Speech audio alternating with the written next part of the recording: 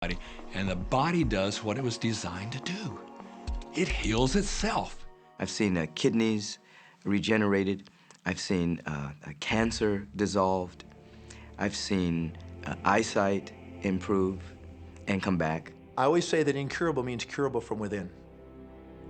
You can change your life and you can heal yourself.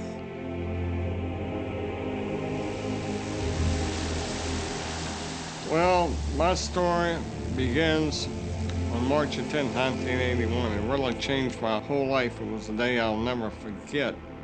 I crashed an airplane.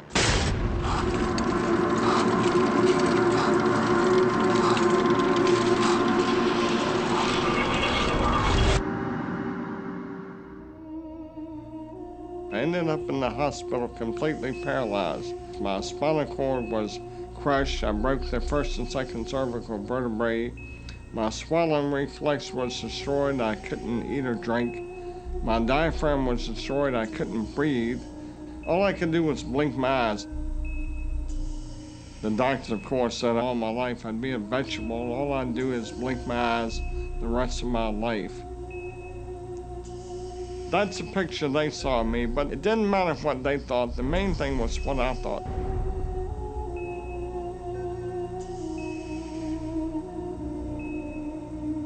I pictured myself being a normal person again, walking out of that hospital.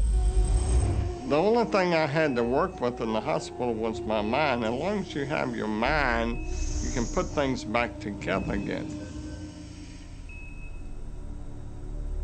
I was hooked to a respirator, and they said I'd never breathe on my own again because my diaphragm was destroyed. But this little voice kept saying to me, breathe deep, breathe deep.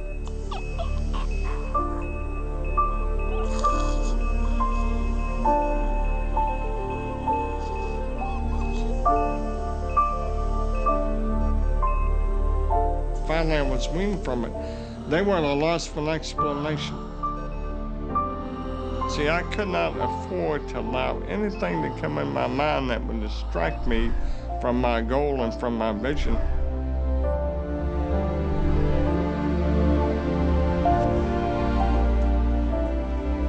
Well, I set a goal to walk out of the hospital on Christmas. That was my goal.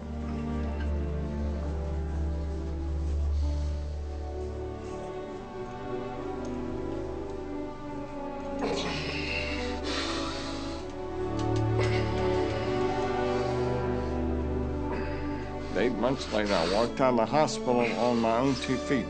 They said it couldn't be done. That's a day I will never forget. For people that are sitting out there right now watching this program that are hurting, if I wanted to sum up my life and sum up for people what they can do in life, I would sum it up this way in 6 words. Man becomes what he thinks about.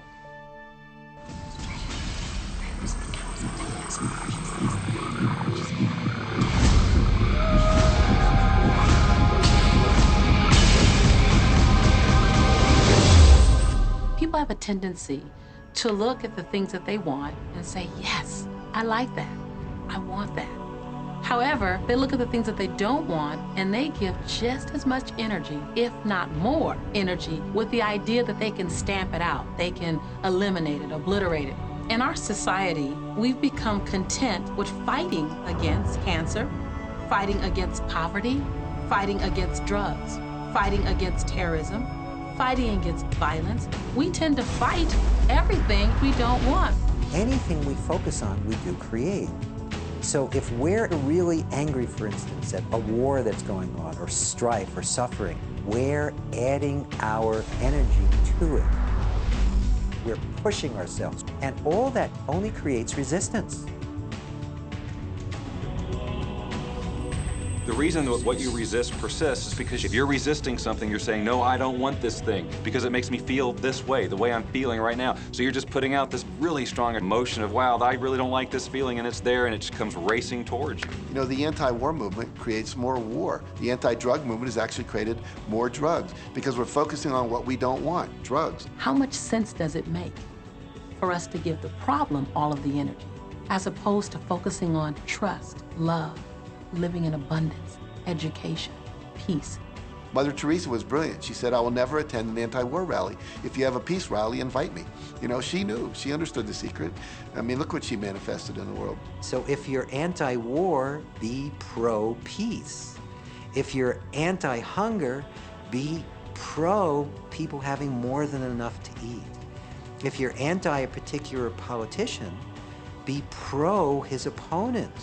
Often elections are tipped in the favor of the person that people are really against because he's getting all the energy and all the focus. You want to focus on what you want, not what you don't want. It's okay to notice what you don't want because that gives you contrast to say, well, this is what I do want. But the fact is that the more you talk about what you don't want or talk about how bad it is, read about all of that all the time, and then say, oh, how terrible it is, well, you're creating more of that. You know, so many times people say to me, well, James, I have to be informed. Maybe you have to be informed, but you don't have to be inundated. I always say when the voice and the vision on the inside become more profound and more clear and loud than the opinions on the outside, you've mastered your life. Learn to become still and to take your attention away from what you don't want and all the emotional charge around it and place the attention on what you wish to experience. Energy flows where attention goes. It's not your job to change the world or the people around you. It's your job to go with the flow inside of the universe and to celebrate it inside the world that exists. One of the questions I get almost all the time, and it's probably on somebody's mind right now if it's not on yours, and that's the idea that, well, if everybody uses The Secret and they all treat the universe like a catalog, aren't we going to run out of stuff? Won't everybody just make a run for it and bust the bank? What's beautiful about the teaching of the Great Secret is that there's more than enough to go around for everyone. There is a lie that acts like a virus within the mind of humanity. And that lie is there's not enough good to go around. There's lack, and there's limitation, and there's just not enough. That lie has people living in fear, greed, stinginess, and those thoughts of fear, greed, stinginess, and lack become their experience. So the world has taken a nightmare pill. Now the truth is, there's more than enough good to go around. There's more than enough creative ideas. There's more than enough power. There's more than enough love. There's more than enough joy. All of this begins to come through a mind that is aware of its own infinite nature. Every great teacher who's ever walked the planet has told us that life was meant to be abundant. And so just when we think that resources are dwindling, we find new resources to achieve the same things. And so even though we say we have lack, it's because we don't open up our vision and see all what's around us. You know, when everybody starts to live from their heart and go for what they want, they don't go for the same things. That's the beauty of this. We don't all want BMWs. We don't all want the same person. We don't all want the same experiences. We don't all want the same clothing. We don't all want fill in the blank. There's enough for everyone. If you believe it, if you can see it, if you act from it, it will show up for you. That's the truth. Everything that you want, all the bliss, all the joy, all the love, all of the abundance, all of the prosperity, it's there, ready and waiting for you to grab a hold of it. Now you gotta get hungry for it. You have to want it. You gotta be intentional. And when you become intentional and on fire for what you want, the universe will deliver you every single thing that you've been wanting. Recognize the beautiful and wonderful things around you and bless and praise them. And on the other side, the things that aren't currently working the way you want them to work, don't spend your energy faulting or complaining. Embrace everything that you want so you can get more of it. Most of the leaders in the past missed the great part of the secret, which is empowering and sharing with others. This is the best time to have ever been alive in history. It's the first time we've ever had the power to gain knowledge at our fingertips.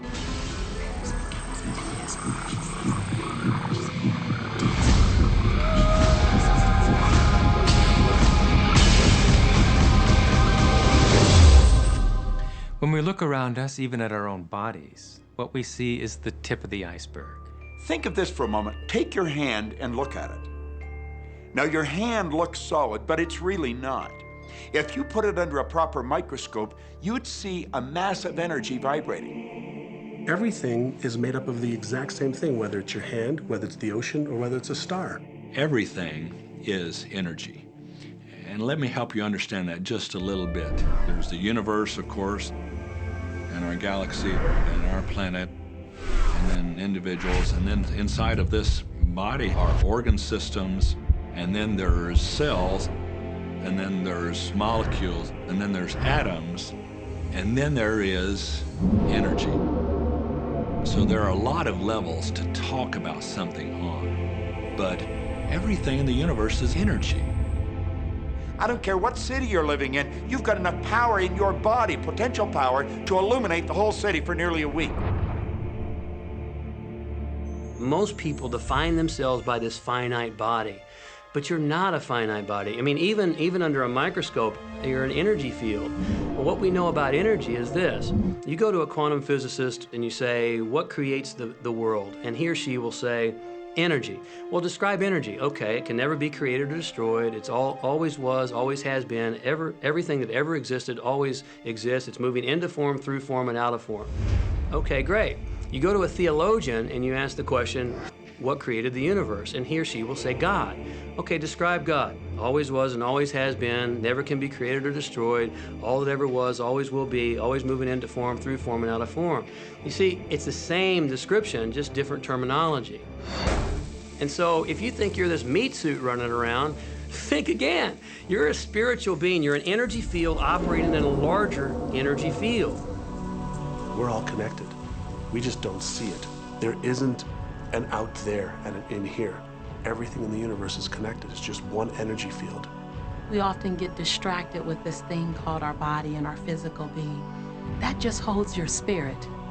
And your spirit is so big, it fills a room. You are eternal life. You're source energy. You are God manifested in human form, made to perfection. Scripturally, we could say that we are the image and the likeness of God. We could say we are another way that the universe is becoming conscious of itself. We could say that we are the infinite field of unfolding possibility. All of that would be true. Every great tradition has told you that you were created in the image and the likeness of the creative source. That means that you have God potential and power to create your world, and you are. You are. And maybe you've created things to this point that are wonderful and worthy of you, and maybe you haven't. The question I'd ask you to consider is, do the results you have in your life, are they what you really want? And are they worthy of you? If they're not worthy of you, then when would now be the right time to change those? Because you have the power to do that.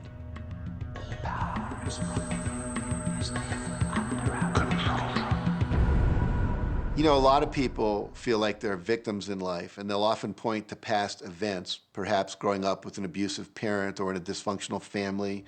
And I would add as a parenthesis here that most psychologists believe that about 85% of families are dysfunctional. So it's like all of a sudden you're not so unique.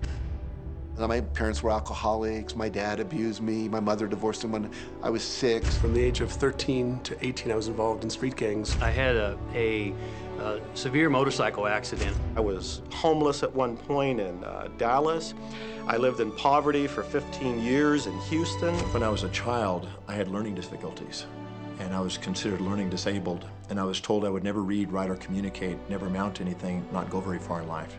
I mean, that's almost everybody's story in some form or not. So that's just called so what. The real what is, what are you going to do now? What do you choose now? Because you can either keep focusing on that or you can focus on what you want. And when people start focusing on what they don't want falls away. And that part expands and the other part disappears. You are the designer of your destiny. You are the author. You write the story. The pen is in your hand. And the outcome is whatever You choose.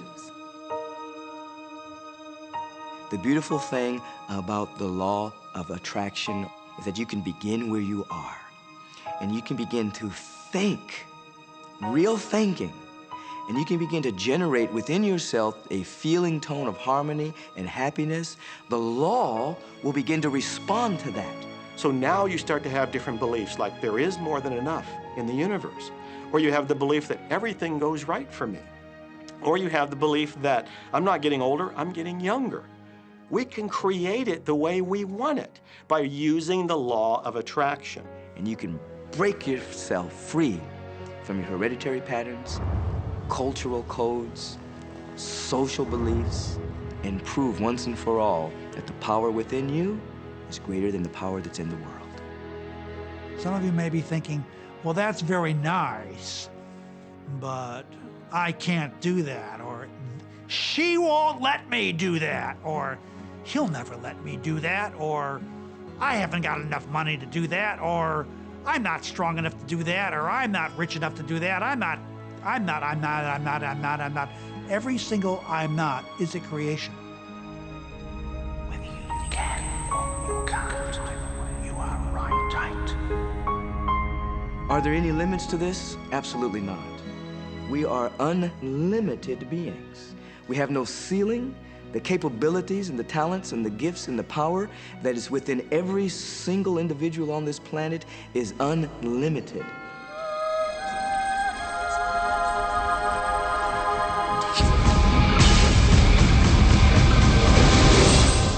There is no blackboard in the sky on which God has written your purpose, your mission in life.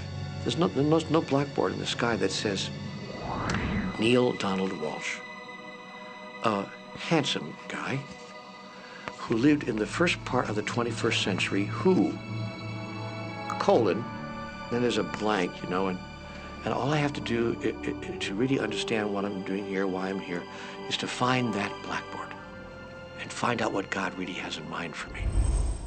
But the blackboard doesn't exist. So your purpose is what you say it is. Your mission is the mission you give yourself.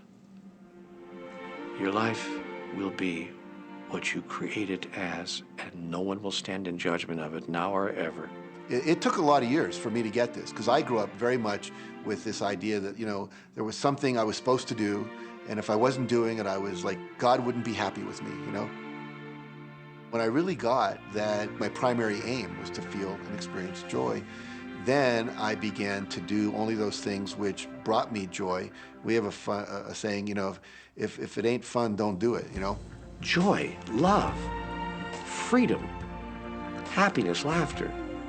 That's what it is. And if you've just experienced joy sitting there and meditating for an hour, by golly, do that.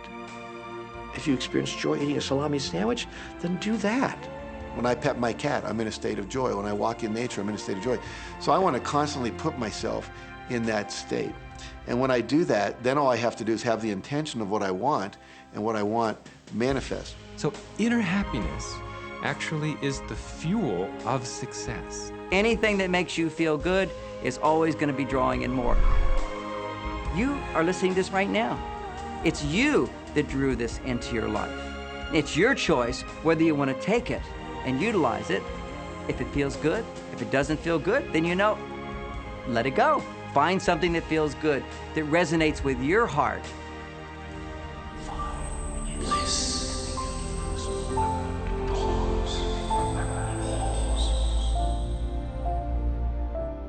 When you follow your bliss, you live in a constant space of joy.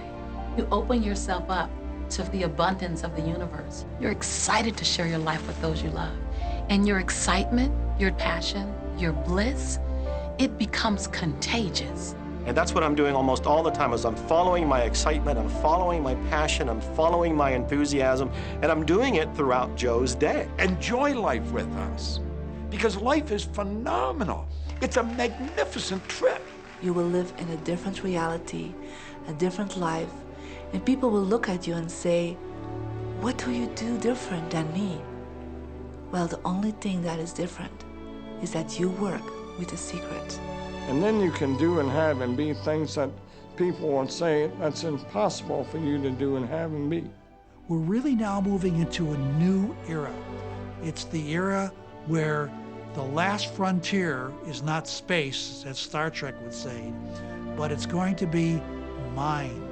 I see a future of unbounded potential, unbounded possibilities. Remember, we're using at most 5% of the potential of the human mind. 100% human potential is the result of proper education. So imagine a world where people were using their full mental and emotional potential.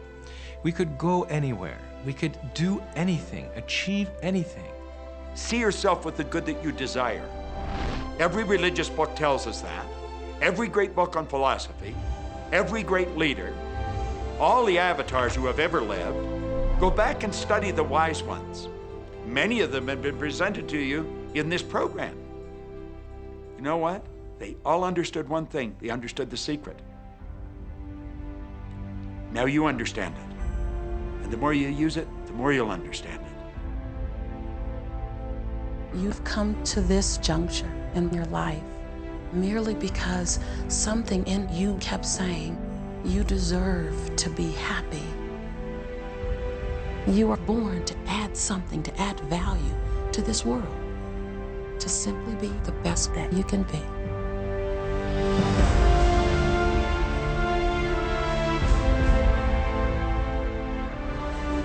Every single thing you've been through, every single moment that you've come through,